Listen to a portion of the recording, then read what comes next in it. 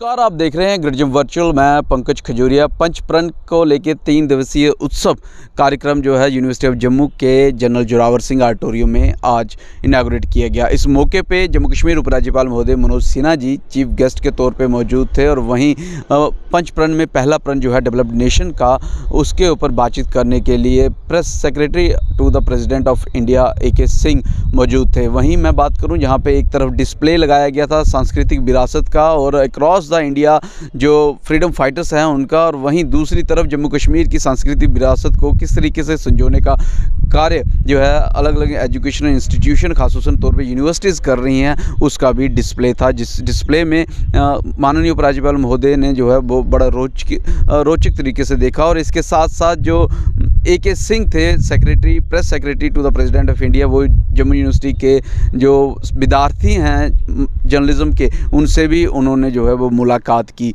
क्या कुछ पूरा प्रोग्राम रहा, आइए देखें।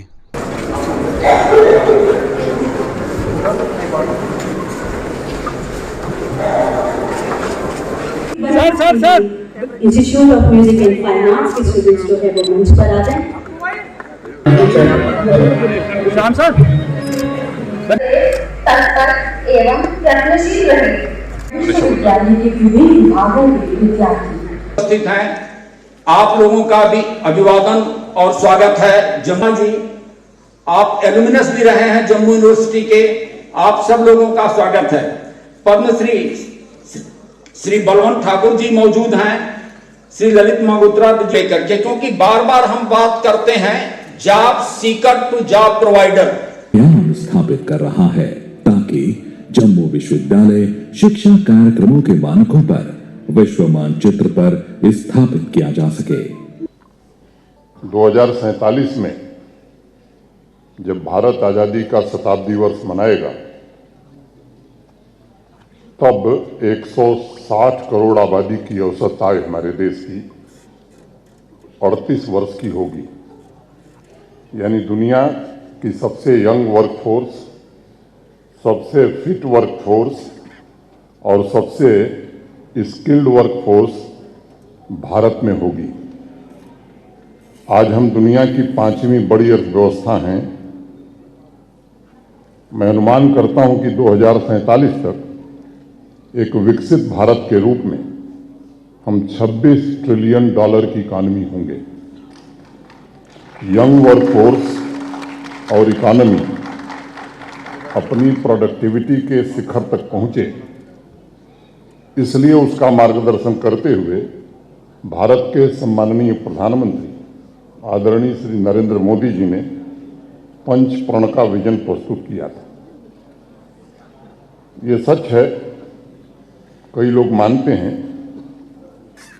2014 के बाद इस देश की केवल राजनीतिक शब्दावली नहीं बदली, बल्कि निजी तौर पर मैं मानता हूं कि देश की कार्य संस्कृति भी बहुत हद तक बदल गई। और इसका श्रेय निश्चित रूप से भारत के सम्माननीय प्रधानमंत्री जी को जाता है।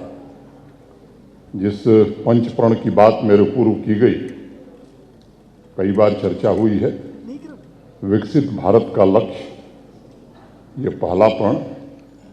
दूसरा, गुलामी के हरंस से मुक्ति। तीसरा, अपनी विरासत पर गर्व करना। चौथा, एकता और एकजुटता।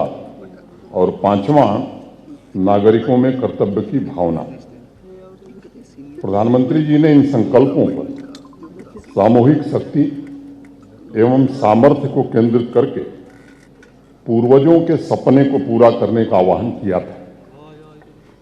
अमृत यात्रा में यह पंचप्रण ऐसे हैं जैसे प्राण ऊर्जा के 5 भिन्न भिन्न रूप होते हैं। प्राण ऊर्जा के 5 भिन्न भिन्न रूप: प्राण, अपान, समान, उदान और व्यान। जिस प्रकार पांचों प्राण ऊर्जा व्यक्ति को संगठित रखती है, उसके शरीर को गति और शक्ति देती है, उसे अस्तित्व के साथ एक ऑर्गेनिक यूनिट में बांध कर रखती है, मैं मानता हूं कि उसी प्रकार पंचप्रण 140 करोड़ भारतवासियों की सामूहिक ऊर्जा से उनके पुरुषार्थ से निर्धारित लक्ष्यों को जरूर प्राप्त करेगा, ऐसा मुझे पूरा भरोसा है। Press secretary to president of India Ajay Kumar Singh और बीसी जम्मू यूनिवर्सिटी मेरे साथ हैं। सर, आप 5 प्रण के ऊपर जो कार्यक्रम 3 दिवसीय रखा गया है, आप जम्मू में हैं, किस तरीके से देखते हैं इस कार्यक्रम को, खासतौर तौर पे जब पूरे भारत को एकजुट होने की मांग की जाती है? देखिए, पंचप्रण जो कार्यक्रम है वो ये है कि 2047 तक भारत का एक विकसित रूप और विकसित रूप के साथ एक जो पूरा एक माइंडसेट इंडियन साइकी वो कैसे चेंज हो, ये इसका अटेम्प्ट है। तो उसका पहला प्रण है जिस पे कि मुझे बोलना है और वो है डेवलप्ड इंडिया। तो लेक्चर सीरीज़ है, हमारे ख्याल से ये सीरीज़ अपने आप में अद्भुत है और इस तरह के प्रयास और भी जगह होने चाहिए। सांस्कृतिक विरासत के ऊपर गर्व होना चाहिए, ये भी 5 प्रण में एक है। और यहाँ पे आप जी लेकिन हमारा जो एरिया है, हमें जो बोलना है वो डेवलप्ड इंडिया पे, उस पे कोई और बोलेगा। कॉलोनियल माइंडसेट से अलग हटना ये भी एक उसका है प्रण। तो वो तो टॉपिक आता जाएगा, लेकिन अच्छी बात यह है कि इन इश्यूज़ पे बात हो रही है और अच्छी तरह बात हो रही है, विश्वविद्यालय में बात हो रही है, विद्वानों के साथ बात होगी। तो ये अपने आप में बहुत अच्छी एग्जीबिशन जहाँ पे लगी है और बहुत सारे हमारे जो ऐतिहासिक हीरो रहे हैं, जो हमारी संस्कृति है, उसको दर्शाया गया है, इस पर क्या कहेंगे? नहीं, ये तो बहुत अच्छी बात है। ये पूरे ऑल ओवर इंडिया ये एक अटैम्प्ट हो रहा है कि जिसमें वो हीरो जिनके बारे में लोग नहीं जानते हैं या जिनके बारे में इतिहास में बताया नहीं गया है उस तरह से, तो उनको लाया जाए और उनको बताया जाए कि योगदान उनका किस तरह का रहा है समाज को चेंज करने में, आज़ादी के आंदोलन में कैसे वो उन्होंने हिस्सेदारी की है। तो ये सारी चीज़ें हैं और ये धीमे धीमे लाइमलाइट में आ रही हैं, तो ये बहुत अच्छी बात है। बहुत महत्वपूर्ण डिपार्टमेंट में आप और यहाँ पे बच्चों से भी आपने मुलाकात की, उस पर कुछ कहना चाहेंगे? जर्नलिज्म को लेके बच्चों में कितनी उत्साहिता है, जहाँ कुछ आपने जो उनको टिप्स दिए? नहीं, मैंने टिप्स खैर क्या दिए, लेकिन वो कुछ तो साझा किया होगा अपने अपना एक्सपीरियंस। हम चूँकि एज हमारी ज़्यादा है, वो बच्चे हैं, तो जो हमारे एक्सपीरियंस थे उससे उनसे बात हुई है। लेकिन कई बार तो ऐसा लगता था कि वो हमसे ज़्यादा जानते थे, स्पेशली नई मीडिया के बारे में। तो नए बच्चे हैं, वो नए टूल्स को, नई मीडिया को, उसको ज़्यादा अच्छी तरह समझते हैं।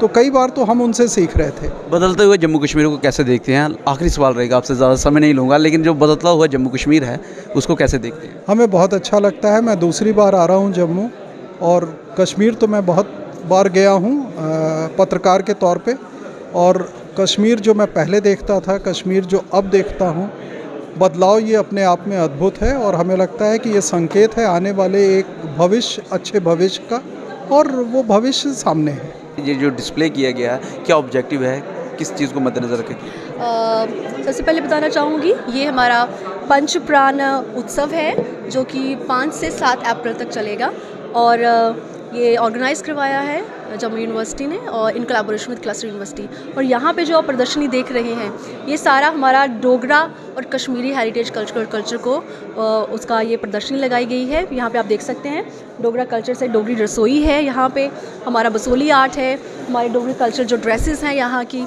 और इसके साथ ही हमारा नेचुरल हेरिटेज भी हम लोग यहाँ पे इसको दर्शा रहे हैं। तो डिफरेंट हमारे जगहों से जितना भी प्रोडक्शन आता है वो सारे हमारे नेचुरल हेरिटेज में आता है। इस चीज़ के पीछे हमारा यही एक मकसद है कि लोगों को एक मैसेज आए टू प्रिजर्व आवर कल्चर और हेरिटेज।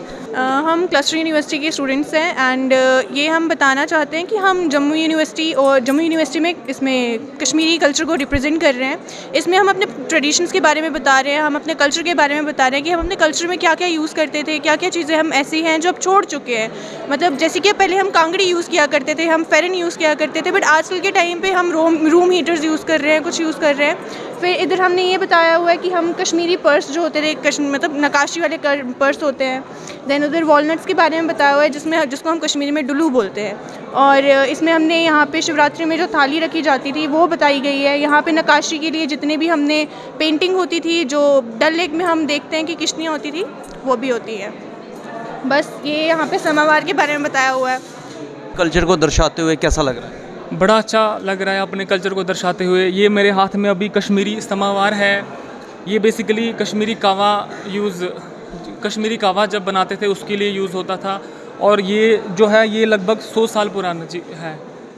और आज यहाँ पे हम यही कश्मीरी जो आर्ट गैलरी है इसी को रिप्रेजेंट कर रहे हैं। बड़ा अच्छा फील कर रहे हैं हम यहाँ पे। वहीं इस मौके पे यूनिवर्सिटी ऑफ जम्मू की तरफ से जम्मू यूनिवर्सिटी पोस्ट करके जो है उनका न्यूज़लेटर का भी लॉन्च किया गया, इनॉग्रेशन किया गया, और माननीय उपराज्यपाल महोदय मनोज सिन्हा जी ने इसको लॉन्च किया। और बता दूं ये पहली मर्तबा ऐसा होने जा रहा है कि जम्मू कश्मीर में जो डोगरी लैंग्वेज है उसके ऊपर कोई न्यूज़ पब्लिकेशन पब्लिश होगी। हालांकि इस जम्मू यूनिवर्सिटी पोस्ट में जहां डोगरी के साथ साथ अंग्रेज़ी, हिंदी व उर्दू की भी जो है वो 4 भिन्न लैंग्वेज में ये पब्लिकेशन होगी।